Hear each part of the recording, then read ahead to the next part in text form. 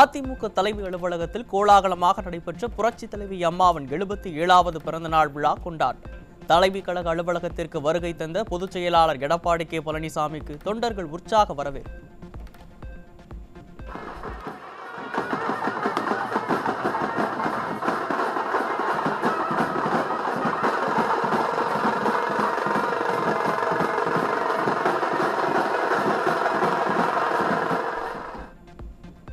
புரட்சித் தலைவியின் பிறந்த நாளையொட்டி புரட்சித் தலைவர் மற்றும் புரட்சித் தலைவியின் ஆகியோரது திருவுருவ சிலைகளுக்கு மலர் தூவி மரியாதை செலுத்திய கழக பொதுச் செயலாளர் கழக கொடியை ஏற்றி வைத்து தொண்டர்களுக்கு இனிப்புகளை வழங்கி மகிழ்ந்தார்.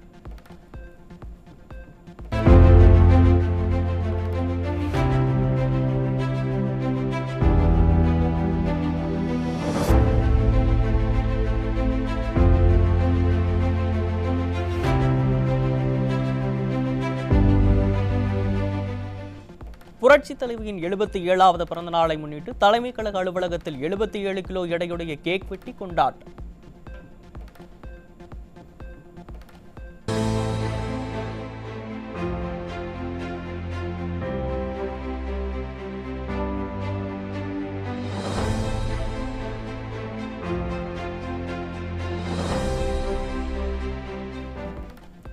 ஏழை எளிய மக்களுக்கு அதிமுக பொதுச் செயலாளர் எடப்பாடி கே பழனிசாமி அன்னதானம் மற்றும் நலத்திட்ட உதவிகளை வழங்கினார்.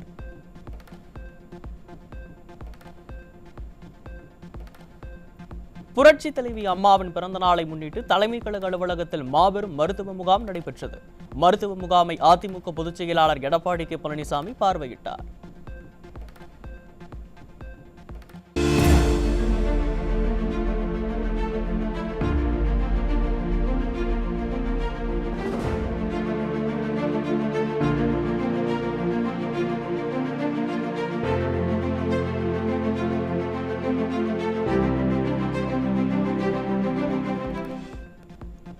புரட்சி தலைவி அம்மாவின் பிறந்த நாளில் கழக இளம் விளையாட்டு வீரர்கள் வீராங்கனைகள் அணிக்கான லட்சணை வெளியிடப்பட்டது.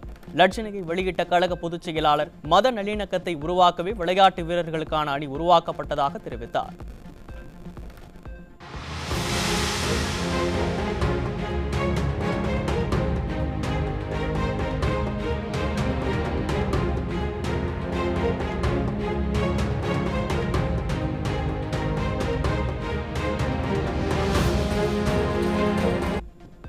தமிழகத்தில் நாள்தோறும் பள்ளி குழந்தைகள் பாலியல் தொல்லைக்கு ஆளாவதாக வெளிவரும் செய்திகள் மிகுந்த வேதனையை ஏற்படுத்துவதாக கழக பொதுச் செயலாளர் ஆதங்கம்.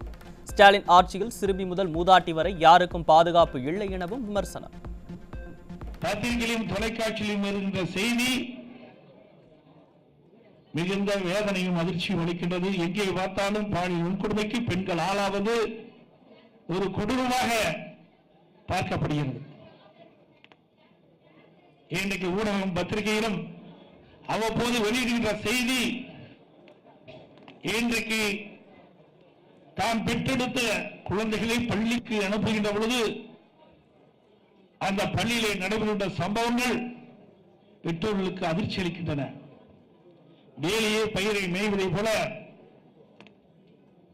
ஒரு சில ஆசிரியர் செய்கின்ற தவறு ஒட்டுமொத்த ஆசிரியர்களையும் நற்பெயரை களங்கப்படுத்துகிறது. சிறுமிகள் முதல் மூதாட்டிகள் வரை பெண்களின் பாதுகாப்பை உறுதிப்படுத்திய அரசு அதிமுக அரசு. அதிமுக ஆட்சி காலத்தில் கொண்டுவரப்பட்ட மகளிர் நலத்திட்டங்களை பட்டியலிட்டு அதிமுக பொதுச் செயலாளர் பெருமிதம். இந்த ஆட்சியிலே சிறுமி முதல் மூதாட்டி வரை பாலியல் வன்கொடுமைக்கு ஆளாவது வேதனை அளிக்கின்றது. அனைத்து இந்திய அண்ணா திராவிட முன்னேற்ற கழக ஆட்சி இருக்கின்ற வரை இரும்பு கரம் கொண்டு அடக்கினோம்.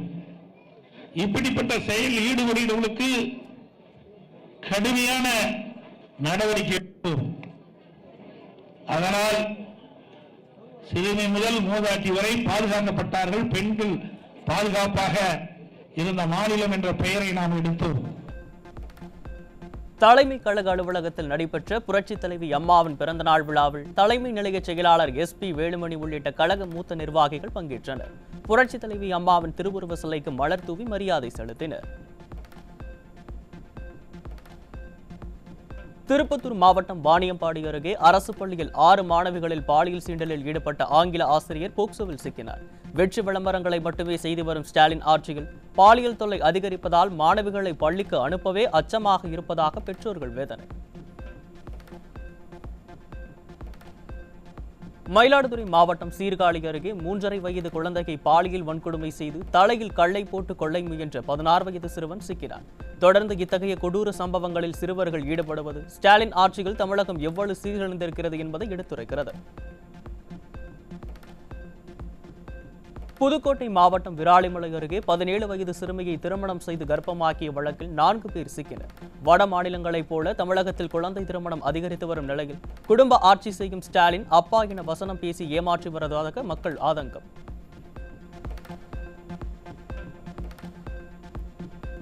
திருச்சி மாவட்டம் திருவெரும்பூர் அருகே 11ஆம் வகுப்பு மாணவியை பாலியல் வன்கொடுமை செய்த வேன் டிரைவர் மீது வழக்கு பதிவு.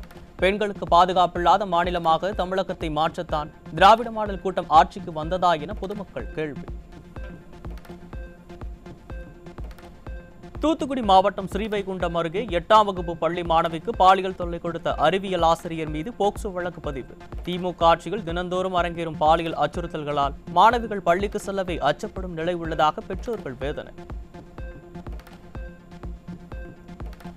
தூத்துக்குடி மாவட்டம் கோவில்பட்டியில் வீட்டில் கைக்குழந்தையுடன் தனியாக இருந்த இளம்பெண்ணை கத்தி முனையில் மிரட்டி பாலியல் வன்கொடுமை செய்த இளைஞர்கள்.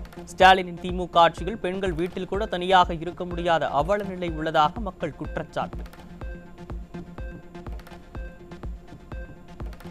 கன்னியாகுமரி அருகே 13 வயது சிறுமியை பாலியல் வன்கொடுமை செய்து கர்ப்பமாக்கிய 63 வயது மதபோதகர் மற்றும் அவரது மனைவி மகன் ஆகியோர் போக்சோவில் சிக்கினர். ஸ்டாலினின் கட்டுப்பாட்டில் உள்ள காவல்துறை மீது சிறிதும் பயமில்லாததால் பெண்களுக்கு எதிரான குற்றச்சம்பவங்கள் தொடர்ந்து அதிகரித்து வருவதாக மக்கள் வேதனை. கரூரில் 15 வயது சிறுமியை பாலியல் வன்கொடுமை செய்ததாக பாதிக்கப்பட்ட சிறுமியின் தாய் புகார் அளித்தும் காவல்துறை திசை திருப்பும் செயலில் ஈடுபட்டுள்ளதாக குற்றச்சாட்டு. பாலியல் புகார் மீது கூட முறையாக நடவடிக்கை எடுக்காத ஸ்டாலினின் கட்டுப்பாட்டில் உள்ள காவல்துறை எப்படி பெண்களுக்கு பாதுகாப்பு வழங்கும் என மக்கள் கேள்வி.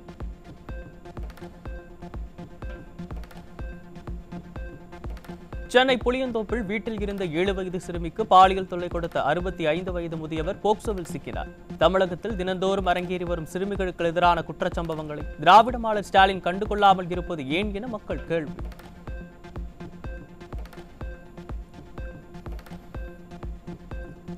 கோவை மாவட்டம் சரவணம்பட்டி பகுதியில் தனியாக நடந்து சென்ற இளம்பெண்ணுக்கு பாலியல் தொல்லை கொடுத்த இளைஞர் சிக்கினார். பெண்கள் தனியாக நடந்து செல்லவே அச்சப்படும் அவல நிலைக்கு உள்ளாக்கிய திறனற்ற ஸ்டாலின் அரசுக்கு பொதுமக்கள் கண்டனர்.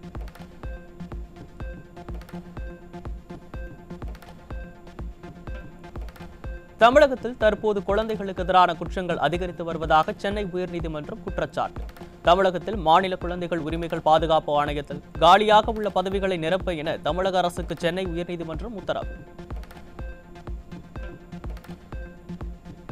கோவில்பட்டியில் இளம்பெண்ணை பாலியல் வன்கொடுமை செய்த காமுகனை கட்டுப்பிடித்ததாக தம்பட்டம் அடிக்கும் ஸ்டாலின் அரசின் ஏவல்துறை பல கோடி ரூபாய் செலவில் பாடி வான் என்று அழைக்கப்படக்கூடிய உடையில் மாட்டு கேமராக்கள் காவலர்களுக்கு கொடுக்கப்பட்டிருக்கும் நிலை அதை பயன்படுத்தாமல் அந்த காட்சிகளை வெளியிட முடியுமா என மக்கள் கேள்வி.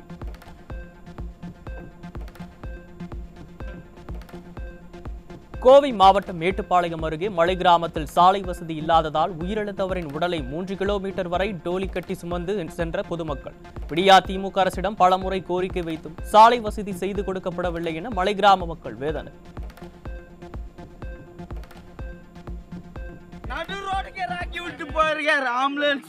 இலவச ஆம்புலன்ஸ் ஆதிவாசி இலவச ஆம்புலன்ஸ் ஏன்னா இந்த மாதிரி தூக்கி விடு எல்லாம் பழங்குடியினர் மக்கள் இப்படிதே தூக்கி கரண்ட் வசதி இருக்குது, மின்சார வசதி இருக்குது, சாலை இருக்குது, எல்லாம் இருக்குங்க. அமைச்சர்களுடன் ஜாக்டோ ஜியோ அமைப்பினர் நடத்திய பேச்சுவார்த்தை தோல்வியடைந்த நிலையில் இன்று அனைத்து மாவட்ட தலைநகரங்களிலும் ஆர்ப்பாட்டம் நடைபெறும் என்று அறிவிப்பு.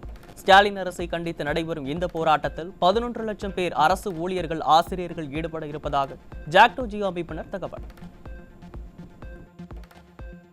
அது தற்செயல் விடுப்பா அனைவரும் அனைத்து அரசு ஊழியர் ஆசிரியர்கள் லட்சக்கணக்கான அரசு ஊழியர் ஆசிரியர்கள் கலந்து கொள்ளக்கூடிய தற்செயல் விடுப்பாகவும் மாவட்ட தலைநகரங்களில் காலையில் ஆர்ப்பாட்டமாக இந்த போராட்டம் நடைபெறும் என்பதை இதன் மூலியமாக நாங்கள் தெரிவித்துக் கொள்கிறோம்.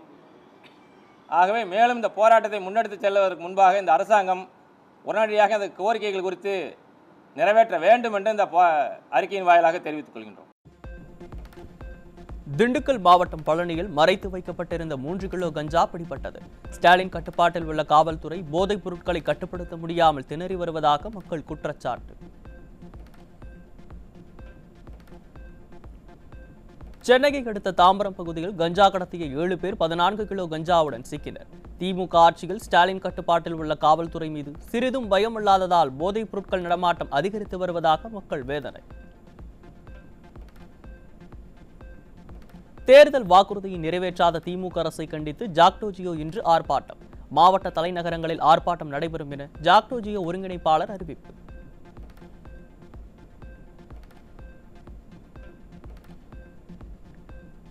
கோயில் நகரமான மதுரை தற்போது குப்பை நகரமாக மாறி வருவதாக உயர்நீதிமன்ற மதுரை கிளை வேதனை. தேவக்கோட்டை நகராட்சி பகுதியில் வள்ளி விநாயகர் ஊரணி மாசடைந்து வருவதை தடுக்க கோரிய வழக்கில் உயர்நீதிமன்ற மதுரை கிளை கருத்து. மதுரை மாவட்டம் திருமங்கலம் சார் பதிவாளர் அலுவலகத்தில் 70,000 ரூபாய் லஞ்சம் வாங்கிய சார் பதிவாளர் உட்பட 2 பேர் சிக்கினர். நிர்வாகத்திறனற்ற திமுக ஆட்சியில் அரசு அலுவலகங்களில் அதிகாரிகள் துணிச்சலுடன் லஞ்சம் வாங்குவதாக மக்கள் குற்றச்சாட்டு. வடசென்னையின் பல்வேறு பகுதிகளில் உள்ள சுகாதார மையங்களில் போதிய மருத்துவர்கள், பணியாளர்கள் மற்றும் செவிலியர்கள் இல்லை என குடியிருப்பாளர்கள் சங்கம் குற்றச்சாட்டு. வடசென்னையை சிங்கார சென்னையாக மாற்றியது போல் கடந்த வாரம் முதலமைச்சர் பேசிய நிலையில் வடசென்னை வளர்ச்சிக்காக ஒதுக்கப்பட்ட 1000 கோடி ரூபாய் என்ன ஆனது என்றும் கேள்வி.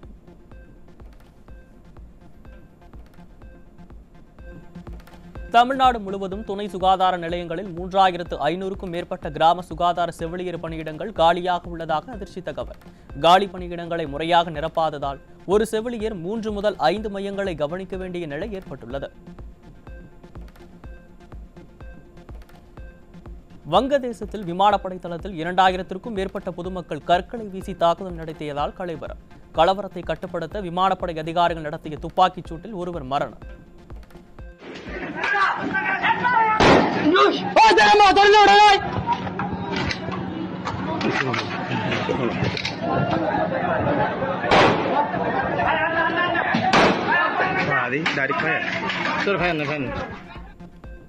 பிரான்ஸ் நாட்டின் மார்ஷே நகரில் உள்ள ரஷ்ய தூதரகத்தில் குண்டுவெடிப்பு. ஐரோப்பிய நாடுகளில் உள்ள ரஷ்ய தூதரகங்கள் மீது பயங்கரவாத தாக்குதல்கள் நடத்துவதற்கு உக்ரைன் திட்டமிடுப்பதாக ரஷ்யா குற்றம் சாட்டியிருந்த நிலையில் தாக்குதல் நடைபெற்றதால் அதிர்ச்சி.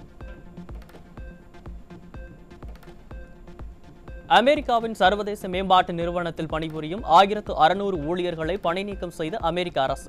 மேலும் பல்வேறு நாடுகளில் பணிபுரியும் 4500க்கும் மேற்பட்ட ஊழியர்களை ஊதியத்துடன் கூடிய கட்டாய விடுப்பில் அனுப்பி உத்தரவு.